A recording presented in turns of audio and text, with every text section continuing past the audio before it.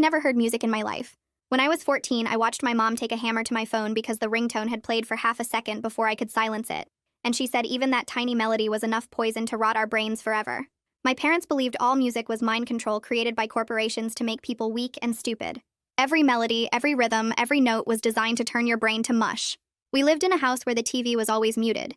Computers had their speakers ripped out, and even the microwave had tape over the beep button. Mom said people who listened to music became zombies who couldn't think for themselves. The hammer came down again and the screen cracked. "Half a second, Lily," she said, breathing hard.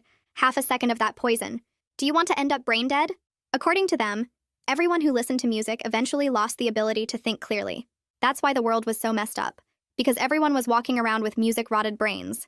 Going anywhere meant stuffing industrial earplugs deep until it hurt.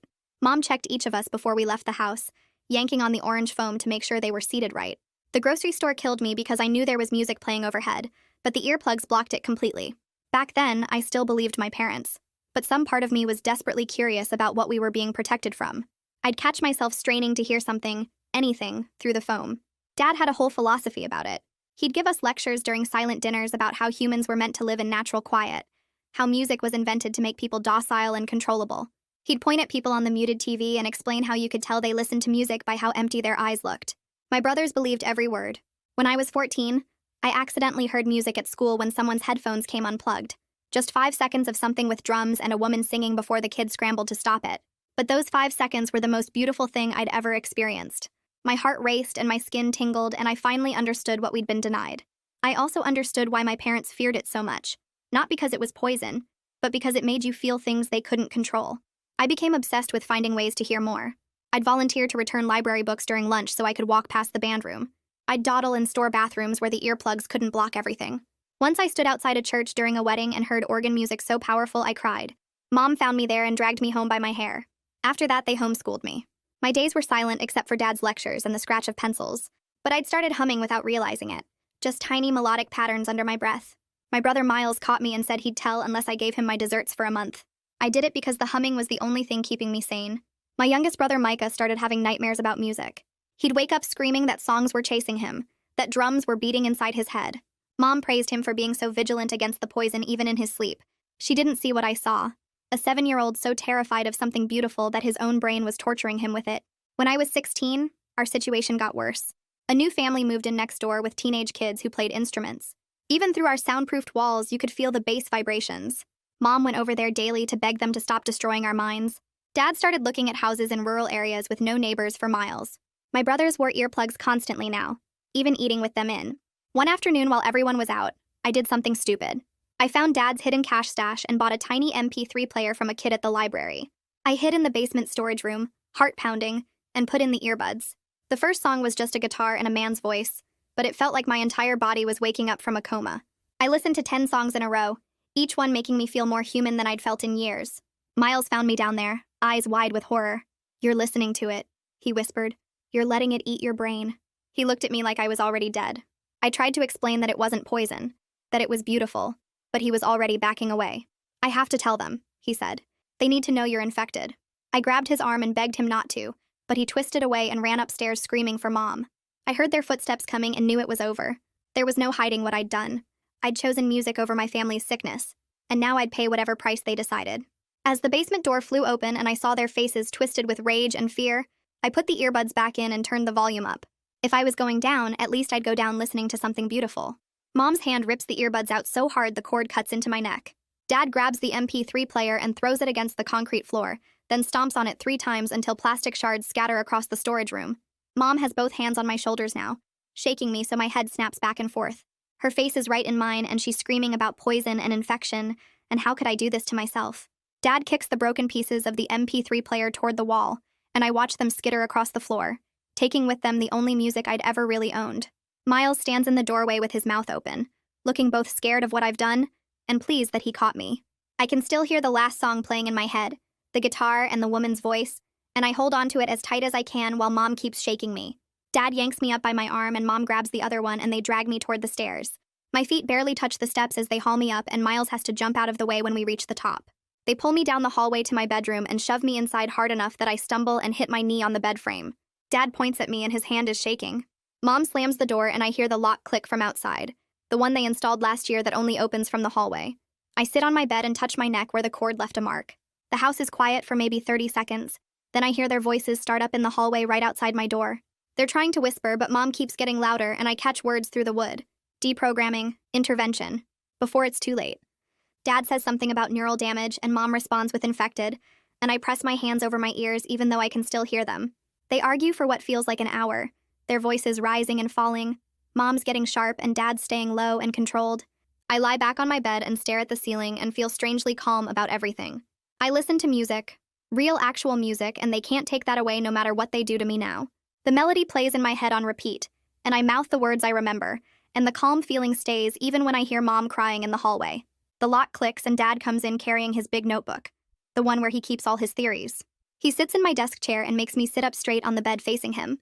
For the next 4 hours, he lectures me about music and brain damage and corporate mind control. He flips through pages of diagrams he's drawn showing normal brains as organized circles and music-damaged brains as tangled messes of lines. He explains how sound waves at certain frequencies literally rewire neural pathways and destroy critical thinking abilities. He shows me charts about dopamine manipulation and addiction cycles. He talks about how corporations use music to make people docile and easy to control, how every song is carefully designed to shut down the logical parts of your brain. I nod when he pauses and say, I understand when he asks if I'm following. Inside my head, I'm replaying those 10 songs and knowing everything he's saying is complete nonsense. His diagrams are just circles and scribbles, his theories are paranoid fantasies, and the music I heard was beautiful, not poisonous. But I keep nodding and I write down the key points he tells me to write down, and I watch the light outside my window fade from afternoon to evening while he keeps talking. When he finally leaves, my hand is cramped from writing and my head hurts from holding two opposite truths at the same time. Mom brings dinner on a tray an hour later. She sets it on my desk without looking at me. Like if she makes eye contact, she'll see that I'm already gone, already lost to the poison. The food is the same as always, but she's cut everything into small pieces like I'm 5 years old. She walks around my room picking up my books from the shelf and stacking them by the door. My journal goes on top of the stack, then my sketch pad, then the 3 novels I was reading. She takes the poster off my wall, the one of mountains I've never seen, and rolls it up tight. When she's done, my room looks empty and sad. Just the bed and desk and bare walls. She tells me without looking at me that distractions will only make the deprogramming harder, that I need to focus on cleansing my mind. Then she picks up the stack and leaves, locking the door behind her. I eat the dinner slowly, chewing each small piece and thinking about how they really believe this, how they've built their whole lives around being afraid of something that made me feel more alive than anything else ever has. After I finish eating, I lie on my bed with nothing to do except replay those 10 songs and Dad's nonsense diagrams, and I realize the songs are stronger, clearer, more real than anything he tried to teach me. Morning comes and I hear the lock click. Mom and Dad stand in my doorway and announce the new rules. I'm not allowed downstairs unless one of them is with me. Bathroom breaks have to be supervised, which means knocking and waiting for Mom to come unlock the door and stand outside while I'm in there. They're installing a better lock on my bedroom door, one that takes a key instead of just sliding. Dad lists each rule in his calm lecture voice while Mom nods along, her arms crossed tight over her chest. Miles is behind them in the hallway looking uncomfortable, shifting his weight from foot to foot. Micah pushes past Miles to see what's happening, and his eyes are huge and worried. He asks if I'm going to die from the music poison, his voice small and scared. Mom tells him no, that they caught it early enough, but he needs to stay away from me until I'm better. Micah backs away, and I see him looking at me like I'm already a different person, someone dangerous. Miles won't meet my eyes at all. Dad finishes explaining the rules, and they leave, and I hear them working on the door from outside, the sound of a drill and metal scraping. When they test the new lock, it makes a solid click that sounds more final than the old one. I sit on my empty bed in my empty room and count the hours until they bring lunch. The next 3 days blur together into one long stretch of silence and isolation. Dad comes in twice a day for lectures, showing me the same diagrams over and over, explaining the same theories about neural damage and corporate control. Mom brings meals on trays 3 times a day and never speaks, just sets the food down and leaves. They make me write essays about the dangers of music, about how corporations use it for mind control, about why families need to protect themselves from sonic pollution. I fill pages with exactly what they want to hear, writing about corrupted brainwaves and the importance of silence. My hand cramps from holding the pen, and my eyes hurt from staring at blank paper trying to come up with new ways to say the same lies. But while I write their propaganda, my brain plays those 10 songs on an endless loop. I remember every note of the guitar, every word the woman sang, every beat of the drums. The music is clearer in my memory than Dad's face during his lectures. At night, I lie awake humming the melodies so quietly even I can barely hear them, and the songs are the only thing keeping me from screaming at the walls. On the 3rd day, I start to feel separate from my body, like I'm watching myself from somewhere else, watching this girl write essays and nod along and pretend to believe things she knows are insane. On the fourth day, I wake up to shouting outside. I get up and look through my window, careful to stand to the side so no one sees me. Mom is in the neighbor's front yard, her arms waving around as she yells at a woman about my mom's age. The woman has dark hair pulled back and she's wearing jeans and a sweater and she looks confused and concerned. Mom is yelling about noise pollution and deliberately poisoning our family and how they need to stop their evil music right now. The woman tries to say something, but Mom talks over her, getting louder and more frantic. She's pointing at our house and then at the neighbor's house and her face is red. The woman takes a step back and says something calm, probably trying to settle Mom down, but it just makes Mom angrier. A teenage boy comes out onto the neighbor's porch, maybe 16 or 17, and the woman turns to him and says something. He goes back inside. Mom keeps yelling for another minute, then storms back across the yard to our house. The neighbor woman stands there watching her go, then looks up at the houses like she's trying to figure something out. Her face is worried in a way that makes me think she knows something is very wrong here. She goes back inside and I stay at the window wondering what she's thinking, whether she believes any of Mom's crazy accusations. That evening I'm lying on my bed when I feel it, a low vibration coming through the wall. It's so faint I almost miss it, but when I press my hand flat against the wall I can feel it clearly. Bass, deep and rhythmic, coming from the neighbor's house. They must be practicing, the teenage boy and whoever else plays instruments over there. I get up and press both hands against the wall, then my cheek, trying to feel as much of the vibration as possible. It's not the same as hearing music, but it's close. It's something. The tremors pulse through the wall into my palms, and I can almost imagine the actual sounds, the drums or bass guitar or whatever is making these waves. This is the closest I can get to music now, and I stand there soaking it in. These faint tremors that connect me to something real and beautiful happening just on the other side of this wall. The vibrations continue for maybe 20 minutes, sometimes stronger, sometimes barely there.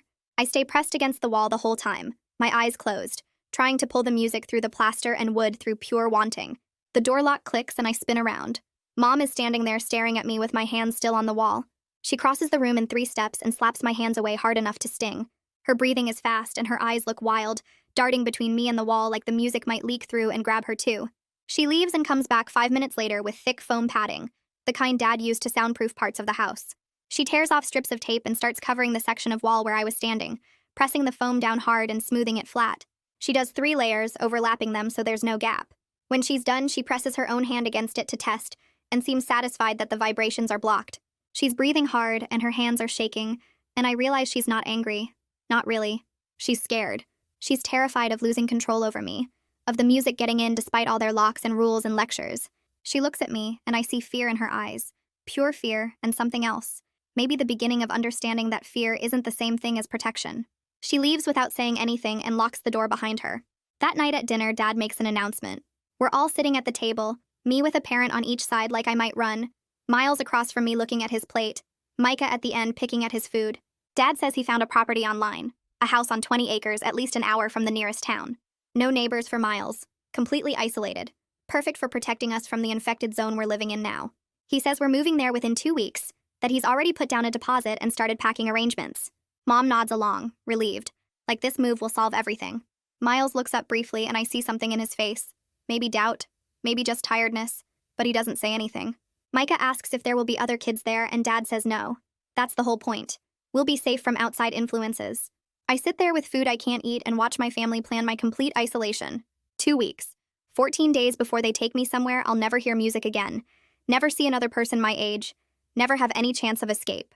The calm I felt in the basement is completely gone now, replaced by something sharp and desperate. I have 14 days to figure out what I'm going to do, because I know with absolute certainty that I can't let them take me to that rural prison. I look at each of their faces. Mom's relieved, Dad's satisfied, Miles is uncertain, Micah's confused, and I know that whatever I do, I'm going to have to do it alone. That night, I wait until I hear Dad snoring through the wall and then get up to test my bedroom window. I push on the frame and it doesn't budge at all, and when I run my fingers along the edges, I can feel where thick paint has sealed it completely shut. I try the other window and it's the same thing. Both of them painted closed probably years ago when they first started worrying about me escaping. But when I examine the door, I find something useful. The lock is just a basic slide bolt on the outside, the kind you can buy at any hardware store, and the gap between the door and frame is wide enough that I might be able to slip something thin through to push it open. I test it carefully with a bookmark, and feel the bolt move slightly, and I know this is my way out if I need it. The next morning, Mom takes her usual shower at exactly 7:30, and I listen for the water to start running. I slip downstairs as quietly as possible and head straight for the kitchen, my heart beating so hard I can feel it in my throat. Dad's car keys are hanging on their hook by the garage door where they always are, and I grab them and shove them deep into a box of bran cereal in the very back of the pantry behind the canned goods. I'm back upstairs and in my room before the shower turns off, and I sit on my bed trying to calm my breathing. An hour later, I hear Dad getting ready to leave, and then his voice gets loud and confused. He's looking for his keys and can't find them, and within minutes he's tearing through the house, opening drawers and checking coat pockets, and getting more and more worked up. Mom joins in the search, and I hear them going through every room, and then Dad's voice gets sharp and accusing. He calls for Miles, and I hear my brother come downstairs, and Dad demands to know if this is some kind of joke. Miles sounds genuinely confused and denies taking anything, but Dad doesn't believe him and keeps pushing. They argue back and forth while Mom keeps searching, and I stay in my room listening to the chaos I created. Finally, Dad gives up and says they'll have to reschedule the appointment to sign the property papers, and I feel this little surge of power knowing I made that happen. 3 days pass, and I spend most of my time at my window watching the house next door.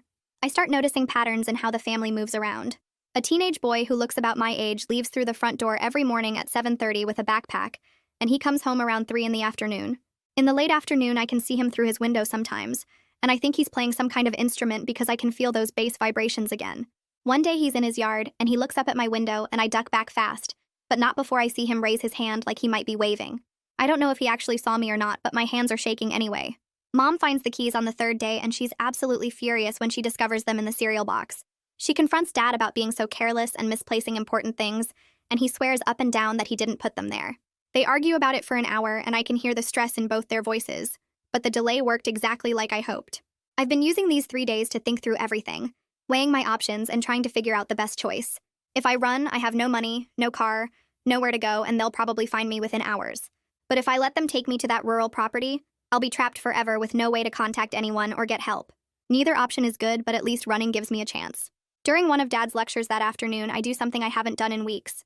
I actually ask him a question about his theories, and his whole face changes like he's surprised and pleased. I ask what happens to people who've been exposed to music, whether there's any way to fix the damage, and he launches into this long explanation about recovery periods and neural cleansing. He talks about how the brain can heal itself if you remove all musical influence and follow strict protocols, and he seems genuinely happy that I'm engaging with his ideas. I nod along and ask follow-up questions while my real thoughts are racing. I'm calculating how much he wants to believe I can be saved, how much he needs to think his system works, and I realize I can use that. If I act like I'm trying to recover, he might give me slightly more freedom. That night, after everyone goes to sleep, I tear a piece of paper from an old notebook I'd hidden under my mattress. I write carefully in small letters so the whole message fits on one piece. I need help. They're moving me away. I'm not allowed to leave. I fold it as small as I can and tuck it in my pocket, and my heart won't stop pounding because I know how risky this is. If my parents find it, I don't know what they'll do. But I'm out of options and out of time. On trash day, I do something that shocks everyone. I volunteer to take out the garbage bags, and Mom actually stops what she's doing and stares at me. She looks suspicious, but I keep my face neutral and helpful, and finally she agrees. Dad watches from the kitchen window as I carry the bags to the curb, and I move slowly and carefully so I don't seem like I'm rushing. The neighbor's recycling bin is right next to their driveway, and I walk past it on my way back to the house. I slip the folded note under some newspapers in the bin as fast as I can, praying nobody saw me and praying even harder that someone actually finds it. 2 whole days go by with nothing, and I start thinking the note got thrown away or buried under other recycling. Maybe the neighbor boy never even looks in that bin, or maybe he found it and decided I'm crazy and ignored it. I spend hours at my window watching their house and seeing nothing unusual, and I'm starting to lose hope. Then on the third day, I'm looking out, and the teenage boy is standing in his yard staring directly at my window. He's holding a small whiteboard, and he's written something on it in black marker. I saw your note. My hands start shaking. So hard I have to press them against the glass to steady them. I give him a thumbs up and he nods, then erases what he wrote and writes something else. What do you need? I mouth the word help as clearly as I can, and then I point to my parents' car in the driveway, trying to make him understand that they're planning to take me away soon. He watches me carefully, and then nods again, this time looking serious and determined, like he understands exactly what I'm trying to say. Over the next 3 days, Andre shows up in his yard at different times with the whiteboard. He writes simple questions I can answer with thumbs up or thumbs down. Are you allowed to leave the house? Thumbs down. Are your parents planning something? Thumbs up. Soon? Thumbs up. He erases and writes more. Do they hurt you? I hesitate but give a thumbs up and his face goes hard. Are they moving away with you? Thumbs up. He writes one more thing. We're going to help you. I press my hand against the glass, and he does the same from his yard, and for the first time in weeks, I feel like maybe I'm not completely alone in this. On the 4th day, Mom catches me standing by the window during my assigned reading time. She doesn't say anything, just stares at me with this look that makes my stomach drop. That afternoon, I hear drilling and hammering, and when I come out for dinner, there's a curtain rod installed above my window with thick blackout curtains. Mom pulls them closed, and they block out all the light. She tells me the curtains stay closed at all times because the outside world is too distracting from my recovery, and I know she means Andre. That night, after everyone goes to sleep, I carefully pull the curtain back just an inch to see if Andre left any messages. There's nothing on the whiteboard, but I see a light flick on and off in his window, like he's checking if I can still see out. I flick my desk lamp twice in response, and the light in his window flicks 3 times. It's not much, but it's something. I have to be so careful now because Mom checks on me randomly throughout the day, pulling the curtain back to make sure it stayed closed. I start sabotaging the move preparations in small ways. I knock over a box of dishes while carrying it to the garage, and 3 plates smash. Mom yells, but I apologize and act clumsy. I lose the folder with important documents about the new house, and Dad spends 2 hours searching before finding it in the recycling bin. I tell him I must have thrown it away by accident while cleaning. Listen to 90 Seconds and rate me 5 stars on Spotify. Doing a giveaway for people who did this and show proof on my Instagram. There will be 4 winners, and you get to choose between a Spotify or Amazon gift card. When Mom asks me to pack my clothes, I fold everything wrong and mix summer and winter items until she gets frustrated and does it herself. Dad's irritation grows with each mistake, but Mom interprets everything as me being confused and damaged by the music exposure. She tells Dad I'm probably having trouble with basic tasks because my brain is still recovering, and I have to hide my relief that my act is working. One morning, I wake up to the sound of a drill outside my door. I sit up, and Dad pushes the door open holding a shiny new deadbolt. He says it's for my own protection so I don't wander during the night, but I can see what it really is. He's turning my bedroom into a cell. He installs it while I watch. The deadbolt facing outward so only someone in the hallway can open it. He tests it 3 times, sliding the bolt back and forth, and tells me this is temporary, until we get to the new house where I'll have more freedom. I don't believe him. That night after he locks me in, I lie awake thinking about being transported like a prisoner to some isolated property where nobody will ever find me. I need to document what's happening in case I ever get a chance to tell someone. I tear pages from the back of an old notebook I'd hidden under my mattress months ago. I write everything down in small letters so it fits on the scraps. May 3rd, Dad installed deadbolt on outside of door. Says it's to keep me from wandering. May 4th, Mom checks on me every hour. Not allowed to use bathroom without permission. May 5th, Dad lectured for 3 hours about music damage. Mom took away my books. I hide the papers inside my pillowcase where they can't be seen unless someone tears the pillow apart. Every day I add more notes about the locks, the isolation, the monitoring, the lectures about my poisoned brain. If I ever get out of here, I want to have specific details and dates, so people will believe me. On the 6th day, someone knocks on the front door and I hear Mom answer. I crack my bedroom door open just enough to listen. A woman's voice asks to borrow a large pot for cooking, and Mom sounds annoyed but agrees. I peek through the gap in my doorway and see it's Andre's mom, Sylvia, standing in the entryway. Her eyes scan the living room, and I watch them widen as she takes in the foam padding on the walls, the tape over the doorbell button, the unplugged TV with its speakers ripped out. Mom practically throws the pot at her and starts closing the door, but Sylvia thanks her slowly, still looking around. I know she saw enough to raise serious questions about what kind of house this is. The next morning, Dad unlocks my door to bring breakfast, and I make sure my sleeves are pushed up, so he can see the bruises on my arms. They're from 2 days ago when Mom grabbed me hard during a lecture about how music was rotting my ability to think clearly. The marks are dark purple and finger-shaped. Dad sees them but doesn't react, just sets the tray down and leaves. I position myself by the window gap in the curtains where I can see Sylvia's yard. She's outside watering plants, and I wait until she glances toward our house. When she does, I mouth the words, "Help me," as clearly as I can. Her face changes immediately, going from curious to seriously concerned. She sets down the watering can and stares at my window for a long moment before going inside. That afternoon, I hear her voice in the yard talking on the phone. I can't make out the actual words through the glass and curtains, but her tone sounds official and worried. She keeps looking at our house while she talks, and I press my face close to the curtain gap to watch. She's pacing and gesturing with her free hand like she's explaining something important to whoever is on the other end. I let myself hope that maybe she's calling someone who can actually do something to help me. That night, Mom comes into my room without knocking and starts tearing through my things. She pulls out drawers, dumps my clothes on the floor, strips my bed. When she finds the scraps of paper hidden in my pillowcase, her face goes white and then red. She reads through them fast, her hands shaking, and then she rips them into tiny pieces. Her reaction is worse than when she found the MP3 player. She screams that I'm being dramatic and ungrateful, that I'm making up stories to hurt them when all they've ever done is try to save me from myself. She throws the torn paper at me, and it flutters down like snow. She tells me I'm sick and twisted for documenting their love and protection as if it's something wrong. After she leaves, I pick up as many pieces as I can, but most are too small to read anymore. I've lost my evidence, but the act of keeping it taught me something. I need to be ready to leave at any moment because this situation is only getting worse. I start gathering essentials and hiding them where Mom won't think to look. I take my winter jacket and fold it flat under my mattress. I find some birthday money I'd saved, maybe $30, and tape it inside an old book cover. I take the one photo I have of Micah from before the nightmares started and slip it between the pages of a textbook. I put everything into a plastic grocery bag and hide it in the back corner of my closet behind a box of old shoes.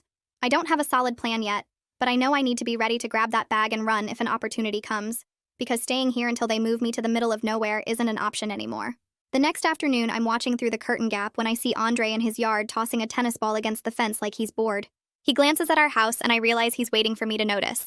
He throws the ball over the fence into our yard, and then makes a big show of looking around like he's trying to figure out where it went. I watch him walk along his side of the fence until he's at the back corner, where the wood panels don't quite meet the ground. He bends down like he's looking for the ball and his hand disappears under the fence for just a second. Then he stands up, waves at his mom who's on their porch, and goes inside. I wait 10 minutes to make sure no one in my house is paying attention. Mom is in the kitchen and Dad is in his office and my brothers are doing schoolwork at the dining table. I slip downstairs as quietly as possible and go out the back door.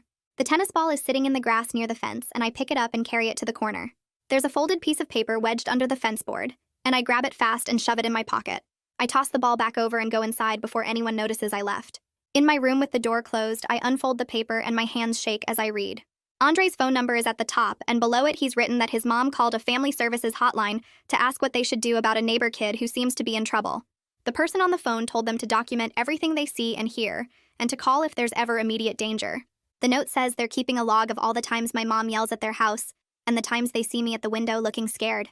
He writes that I should try to get outside if possible, so they can witness my parents' behavior directly. The last line says to destroy the note after reading it. I read it 3 more times and then tear it into tiny pieces and flush them down the toilet. Knowing someone is actually paying attention and trying to help makes me feel less alone, but also more scared because now things might actually change, and I don't know if that's better or worse. The next morning at breakfast, I do something I never do. I ask Mom if I can help with yard work because the grass is getting long and the garden needs attention. She stops with her coffee cup halfway to her mouth and stares at me. Dad looks up from his silent newspaper and studies my face like he's trying to figure out what I'm really asking. Mom asks why I suddenly care about the yard, and I say, I've been inside so much lately that some fresh air would be nice. It's not a lie, exactly. Dad says he'll supervise, and Mom agrees after a long pause. We go outside an hour later, and Dad hands me the weeding tools and points at the garden bed that runs along the side of the house near the fence. I kneel down and start pulling weeds while Dad stands 10 feet away with his arms crossed watching me. I work slowly and make my way closer to the fence.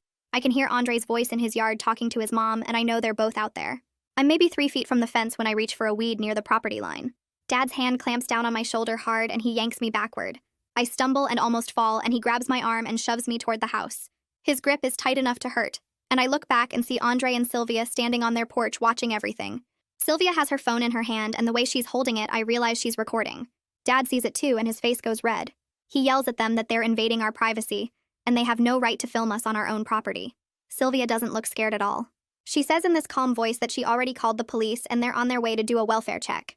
Dad's hand drops from my arm and he tells me to get inside now. I walk to the back door and glance over my shoulder, and Sylvia gives me this tiny nod like she's saying it's going to be okay. Inside, Dad paces in the kitchen and Mom comes down asking what's wrong. He tells her the neighbors called the cops and they need to be ready to handle this properly. Mom's face goes through about 5 different emotions in 2 seconds and then settles on this fake calm. She tells me to go upstairs and stay in my room until they call for me. I sit on my bed and hear a car pull up outside 20 minutes later.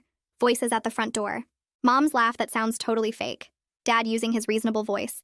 They call me down and I come downstairs to find 2 police officers in our living room. Mom and Dad are all smiles now, and they're explaining how I'm a troubled teen who's been acting out lately, and they're so sorry if I worried the neighbors. One officer is a woman with dark hair pulled back, and she asks if she can talk to me. Dad says of course and gestures for me to sit in the armchair. The officers stay standing and my parents stay standing, and I'm the only one sitting, which makes me feel small and trapped. The woman officer asks if I'm being harmed, and I look at her face and then at my parents' faces, and I see Dad's jaw tight and Mom's hands clenched. I say no, I'm fine, everything is fine. She asks if I feel safe here, and I nod. The male officer asks about the homeschooling, and Dad jumps in with information about our curriculum and documentation.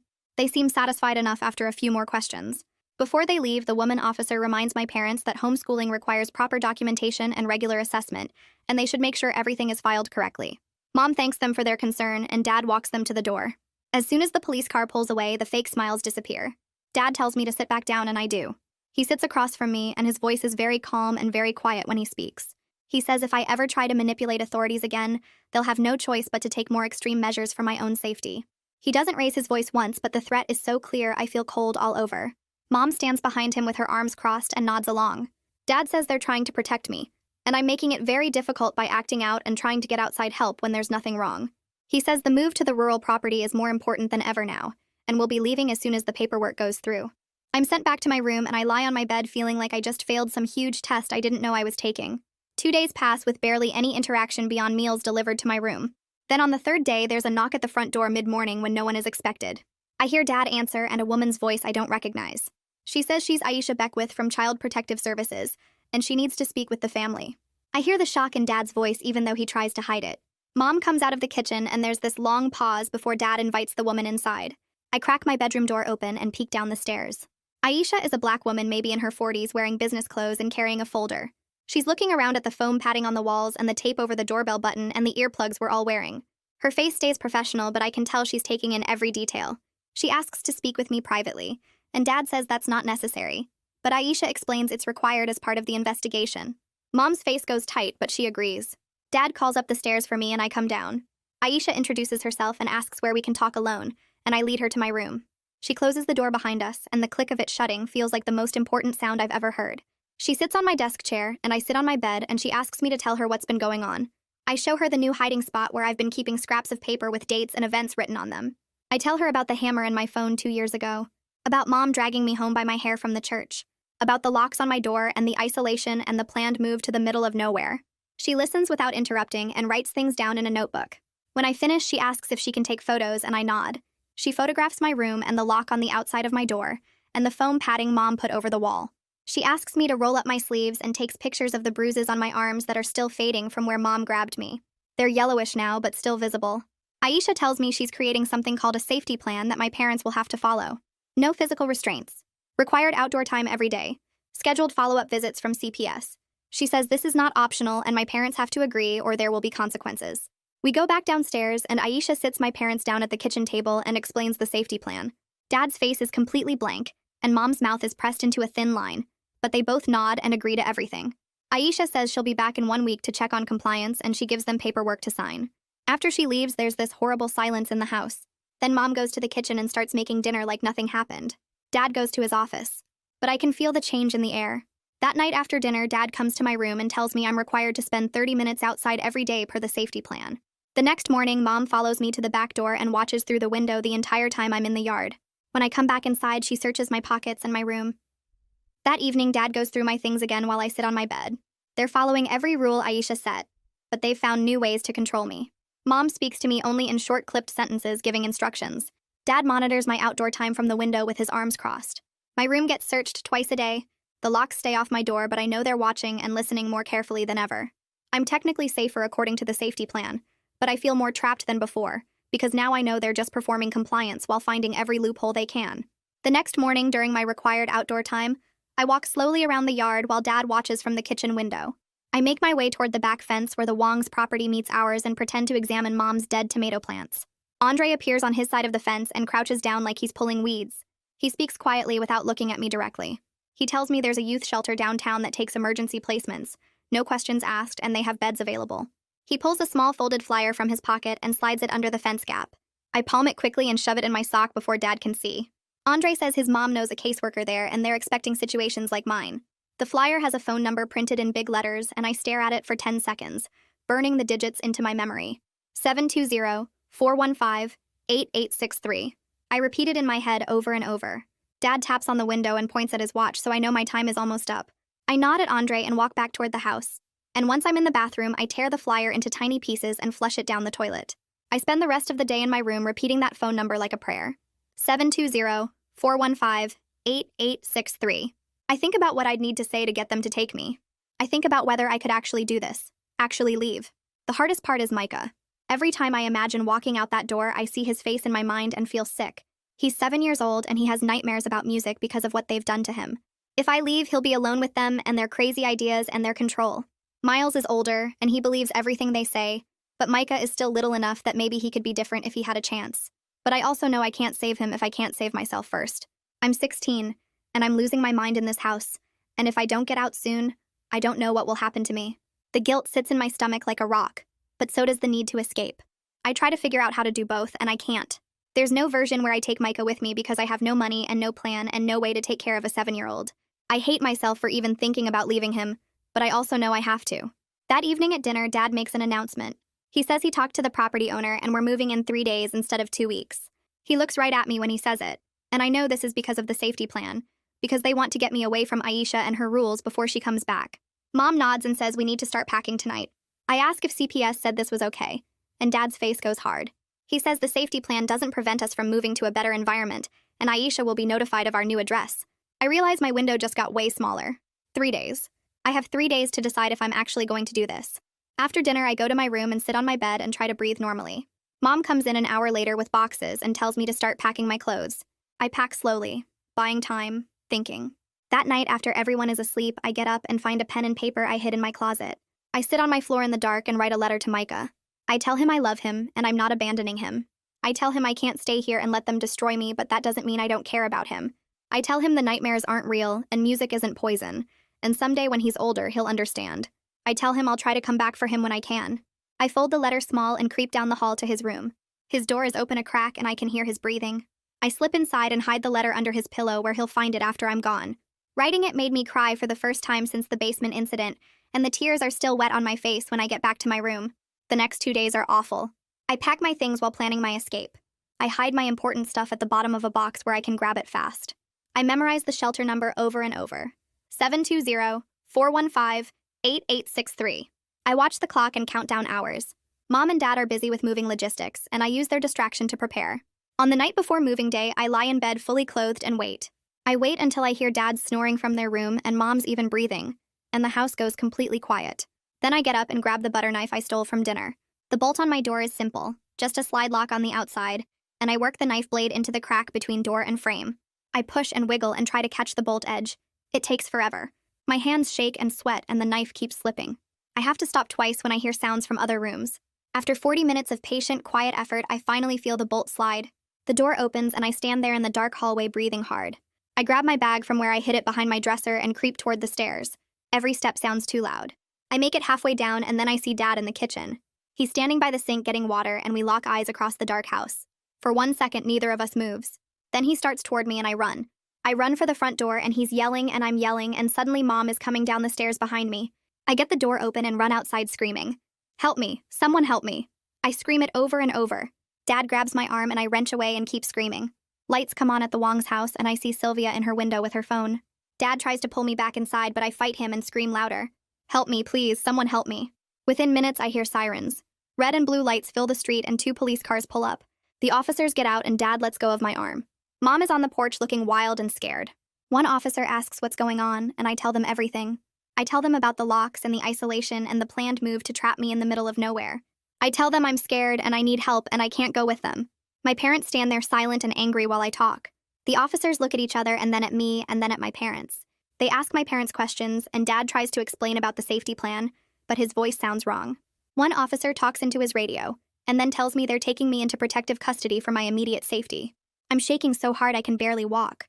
They help me to the police car and I look back once at the house. Micah's face is in his bedroom window. He's pressed against the glass watching and my heart breaks. But I also feel relief flooding through me because I'm finally getting out. They take me to a youth emergency shelter on the other side of town. It's a plain brick building with bright lights inside. A woman named Hattie meets us at the door and talks to the officers while I stand there shaking. She has kind eyes and a calm voice. She brings me inside to a small office and does intake paperwork, asking questions about my name and age and medical stuff. I answer everything in a flat voice because I'm too tired to feel anything anymore. When the paperwork is done, Hattie shows me to a small room with a bed and a dresser and a window. She points to the lock on the inside of the door and tells me I control it. Nobody else. She asks if I need anything and I shake my head. After she leaves, I lock the door and lie down on the bed, still wearing my clothes and shoes. I sleep for 12 hours straight. It's the first real rest I've had in weeks. When I wake up, it's afternoon and sun is coming through the window, and for a few seconds, I forget where I am. Then I remember, and I lie there feeling strange and empty and safe all at the same time. Someone knocks on my door and I unlock it. Hattie tells me I have a visitor and brings me to a quiet room with 2 chairs and a table. Aisha is sitting there with her notebook. She stands up when I come in and asks how I'm doing. I sit down and tell her I'm okay. She says we need to do a full interview and she's going to record everything. I nod and she starts the recorder. I tell her about the ideology and how my parents believe music destroys brains. I tell her about the hammer in my phone 2 years ago. I tell her about Mom dragging me by my hair from the church. I tell her about the locks on my door and being homeschooled to keep me isolated. I tell her about the basement incident with the MP3 player and everything that happened after.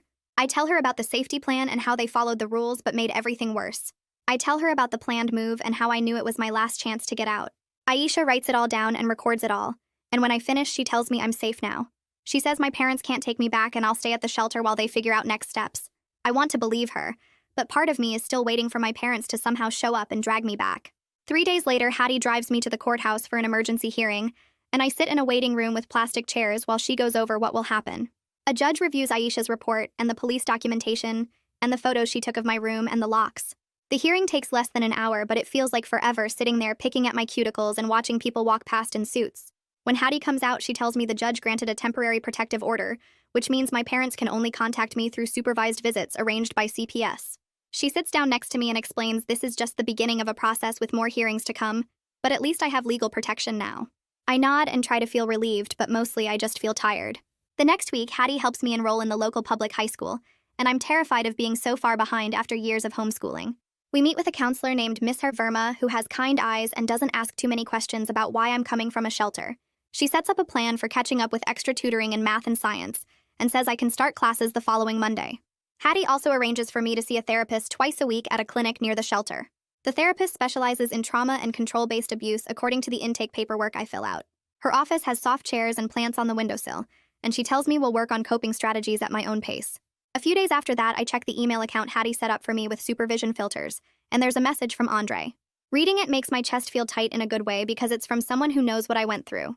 He says his family was worried about me after that night, and they're glad I'm safe now. He tells me about school and how his band is practicing for a spring concert, and asks if I'm doing okay. Knowing I had allies even when everything was falling apart makes me feel less alone than I have in months. I write back a short message thanking him and telling him I'm at a shelter and starting school soon. Aisha comes by the shelter to give me updates about my brothers, and I sit in the common room while she goes through her notes.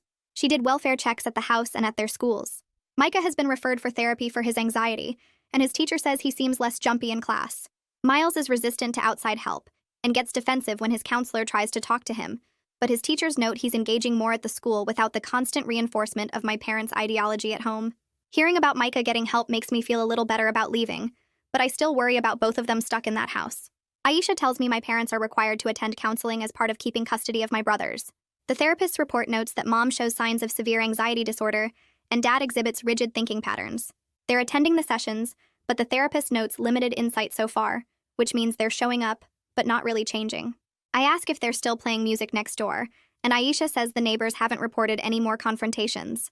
3 weeks after the emergency hearing, there's a full court hearing where I have to testify about what happened. Hattie comes with me, and we sit outside the courtroom until they call me in. Walking up to the witness stand makes my legs shake, and my voice comes out quiet when I answer questions. The lawyer asks me about the ideology and the isolation, and the basement incident and the planned move. I tell the truth in an official setting, and it's terrifying but also empowering to finally say it all out loud where it matters. My parents sit at a table with their lawyer and don't look at me the whole time. The judge listens to everything, and then extends the protective order, and mandates continued monitoring of my brother's situation, with specific conditions my parents must meet. After the hearing, Hattie arranges for me to attend a small community concert, as part of exposure therapy for my music anxiety. The therapist thinks it will help me process my complicated feelings about music in a safe environment. We go on a Saturday afternoon to a park where a local band is playing folk music. I sit on a blanket with Hattie nearby, and the first song makes me start crying immediately. It's not sad crying exactly, but more like everything I've been holding in is pouring out through my eyes. I spend the whole time crying but also feeling more alive than I have in years. People around us probably think I'm weird, but Hattie just sits there and lets me have whatever reaction I need to have. Later in therapy, I process the complex emotions of grief and joy mixed together. The therapist helps me understand that I can love music and also grieve what my parents' fear of it cost my family. At the school, I'm struggling with some subjects, especially math, where I'm behind on basic concepts. Science is hard too because I never learned proper lab procedures or the scientific method. But I'm doing better than expected in English and history, where reading comprehension helps me catch up faster. I passed my first set of quizzes in 3 classes, and the small victory feels huge. My English teacher writes, "Great work," on my essay about a book we read, and I stare at those words for a long time. I'm starting to believe I can actually catch up and have a normal educational experience, even though it's going to take a lot of work. A month after I left home, Aisha comes by with an update about my parents' therapy progress. She sits down with me in the counseling room at the shelter and tells me they had their first breakthrough. Mom admitted that her fear of music stems from her own anxiety disorder, not from any real danger. Dad acknowledged that isolating the family may have caused harm, especially to me and my brothers. It's a tiny shift in their thinking, but it's something. Aisha says the therapist is cautiously optimistic, but notes they have a long way to go. I don't know how to feel about this because part of me wants them to get better, and part of me is still angry about everything they put us through. The therapist says both feelings can be true at the same time. 2 days later, I have my first supervised visit with my brothers at a CPS office. We sit in a room with toys and books while a social worker stays in the corner taking notes. Micah runs up and hugs me as soon as I walk in and tells me he's sleeping better now. His nightmares are less frequent since he started therapy, and since the house is calmer without me and my parents fighting. Miles sits in a chair and doesn't say much at first. He looks uncomfortable and keeps glancing at the social worker. Finally, he admits he's not sure about everything anymore. I can tell the separation from constant parental messaging is affecting him. He asks if I'm coming home, and I tell him I don't know. Micah shows me a drawing he made in therapy of our family with everyone smiling, and I have to swallow hard to keep from crying again. 2 weeks later, Hattie sits me down in her office at the shelter and tells me they found a host family who wants to meet me. She shows me a file with photos of a small house with a front porch and a couple in their 50s who look normal and kind. They don't have other kids and they've done foster placements before, and Hattie says they understand my situation and want to help. The meeting happens at a neutral location, a community center with a quiet room, and I'm so nervous I can barely speak at first. The woman's name is Carol and the man is Robert, and they ask me basic questions about school and what I like to do. Carol mentions they have a spare bedroom that would be mine, and Robert says they keep a quiet house, but I'm welcome to listen to music whenever I want. That sentence makes me start crying again, and Carol hands me tissues without making a big deal about it. They tell me there's no pressure and I can think about it. But something about them feels safe, and I nod yes before I can overthink it. The transition happens over the next week with Hattie helping me move my few belongings to their house. My room has a bed, a desk, a small bookshelf, and a door that locks from the inside, which Carol points out specifically, so I know I have privacy and control.